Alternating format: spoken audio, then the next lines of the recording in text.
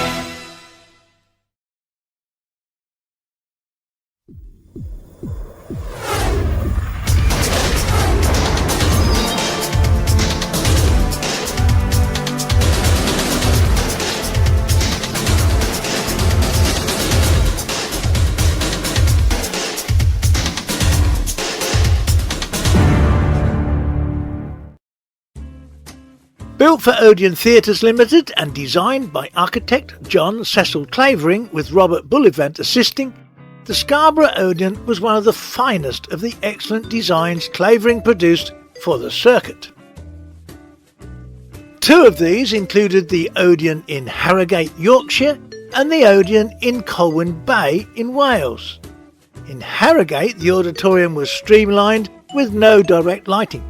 It was subdivided in August 1972, again in 1989, and again a few years later, finally achieving the 5 screens we see in there today, seating 298, 239, 102, 78 and 333.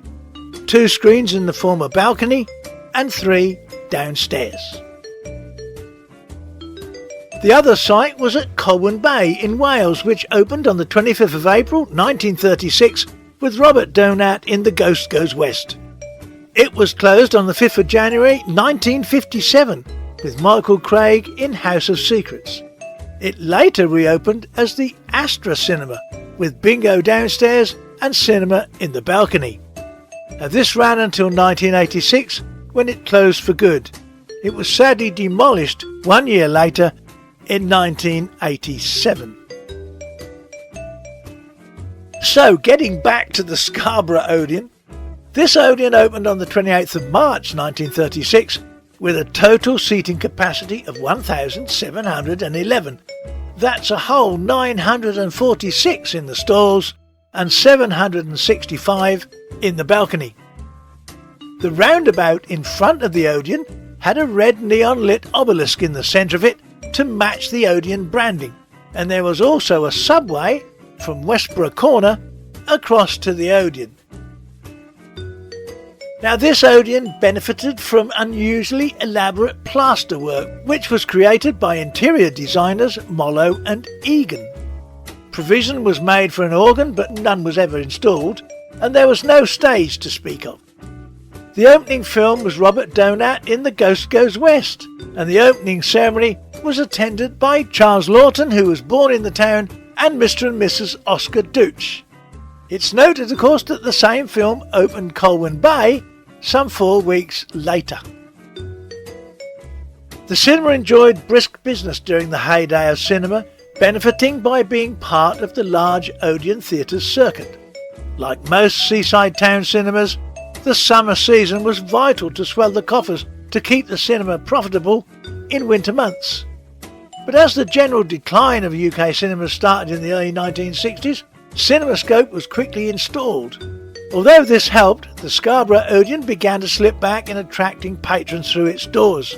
The business during the 1960s and 70s could be described as respectable. It was rumoured that the building may be in line to be turned into a multi-screen film centre, and therefore it was quickly granted a Grade 2 listed status on the 8th of June 1973. It was thought that this gave it a degree of protection from alteration. However, when a planning application for extra screens was rejected on the grounds of this listing, the Rank organisation decided to close the single-screen Odeon on Friday the 21st of October 1988, reasoning that the cinema was no longer viable without the additional revenue from the extra screens. Now let's look at how this all came about. Jim Whittle, then MD of Rank Leisure Services, persuaded the board to go in for an especially sensitive tripling, as he loved the Scarborough Odeon and was determined to stem the winter losses. The Rank Group were prepared to undertake a more expensive than normal drop-wall tripling to provide two small cinemas in the rear stalls while preserving the entire auditorium above and in front of the balcony with all its plasterwork, lighting coves and screen within the original proscenium. The two extra screens enabling three choices of film could have much reduced the winter losses, but the council wouldn't allow any changes whatsoever, and Rank had to cut their losses, and it closed unaltered in October 1988, and it lay forsaken for 5 years. Now it was then acquired for use as a two-auditoria theatre. Now this acquired extensive alterations to the Grade 2 listed building. The same council who did not allow a much more sensitive scheme just a few years previously allowed the auditorium to be totally gutted in order for two small auditoria to be created within the shell.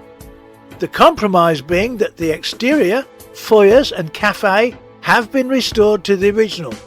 Some of the plasterwork was rescued and has been relocated in the McCarthy Theatre. That's the one that sits in the former Circle area, which still shows films projected from the original projection suite.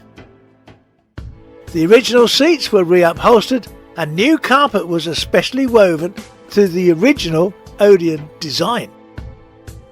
But the screen end of the building was virtually demolished to provide a purpose-built, state-of-the-art theatre in the round. This opened in April 1996 with the premiere of By Jeeves, a collaboration by Sir Alan Ayckbourn and Sir Andrew Lloyd Webber, which played to packed houses for its entire run. Broadway, it says, had to wait until 2001 to see that show.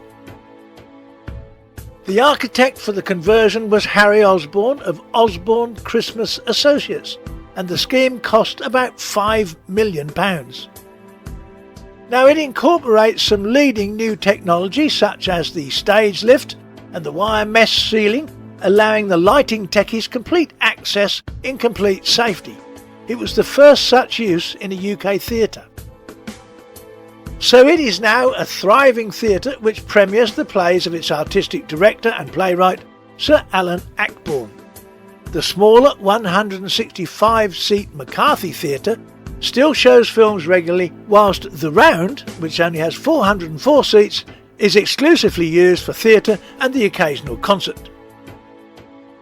In 2001, the faience tiles on the exterior were given a thorough clean and the exterior neon lighting restored, not with neon of course, but similar LED style lighting. It is open almost throughout the year. Now, my opinion. There is no doubt that the Odeon Scarborough was a magnificent building with an incredible interior that in an ideal world should have been preserved in its entirety. Who knows if the tripling proposed by Odeon would have succeeded in making the building more viable in the winter months. I personally think Odeon should have been given consent to do the sensitive tripling, which would have preserved the building's original interior virtually intact. Perhaps as time progressed, more subdivisions would have been necessary to achieve a stable business, much like Harrogate. I think Scarborough Council paid scant regard to those sensitive plans, and their gung-ho refusal resulting in Rank closing the building took them by surprise. By the time it had been closed for 5 years and the plans were submitted for the theatre, I bet the council thought, it's better than being allowed to decay forever, let's go for it. I do not think the proposed drastic alterations to the building executed in the creation of the Stephen Joseph Theatre were ideal. Far from it. But this is now a thriving theatre, and at least some of the original interior survives. So many cinemas have been lost forever in their entirety, and I've recounted a few of them on this channel. But at least much of the Odeon Scarborough is still with us. Whilst I mourn the loss of that wonderful proscenium end and all its beautiful architecture, the Odeon building still stands proud, and I, for one, am pleased about that. Now, I couldn't find any staff or events details for this one, so I have concentrated on the outcome. Well, to end this video, I think it would be rather wonderful and fitting to show you some black and white images of various aspects of the Odeon Scarborough, and then some masterful colourised versions of those images that have been created by another cinema man known to this channel, Mr. Alex Braid. Here they are now, with my grateful thanks to Alex.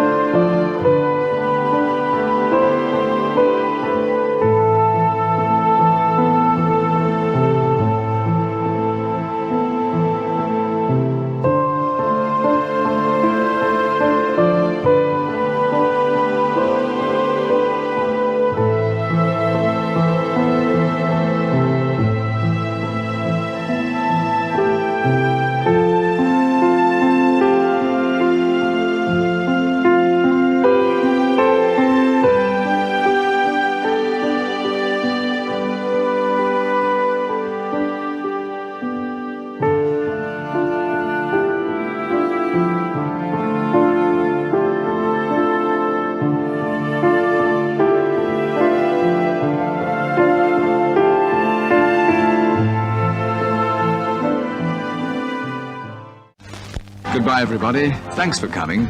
Do hope you enjoyed yourselves. Safe journey home, and see you again soon.